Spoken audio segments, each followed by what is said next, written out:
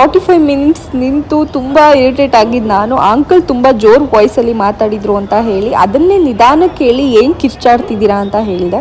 But actually ನನ್ನದೇ ತಪ್ಪಾಗಿದ್ದರಿಂದ ನಾನು ಸೈಲೆಂಟಾಗಿ ಇರಬೇಕಿತ್ತು. ಪಾಪ ಅವ್ರ ಗಾಡಿನ ಸೈಡಿಗೆ ನಿಲ್ಲಿಸಿ ಟ್ರಾಫಿಕ್ನ ಕ್ಲಿಯರ್ ಮಾಡ್ತಾಯಿದ್ರು. ಬಟ್ ನನ್ನ ಮೈಂಡ್ ಇರಿಟೇಟ್ ಆಗಿದೆ, ಎಲ್ಲರೂ ಬಂದು ನನಗೆ ಇರಿಟೇಟ್ ಮಾಡ್ತಿದ್ದಾರೆ ಅನ್ನೋ ಮೈಂಡ್ ಸೆಟ್ಟಲ್ಲಿ ನಾನು ಆ ಥರ ಸ್ವಲ್ಪ ಜೋರು ವಾಯ್ಸಲ್ಲಿ ಮಾತಾಡಿದ್ದು ನನ್ನ ತಪ್ಪು. I am really sorry uncle, ನಾನು ಆ ಥರ ಮಾತಾಡಬಾರ್ದಿತ್ತು. ನನ್ನದೇ ತಪ್ಪಾಗಿದ್ದರಿಂದ ನಾನು ಸ್ವಲ್ಪ ಸೈಲೆಂಟಾಗಿರಬೇಕಿತ್ತು.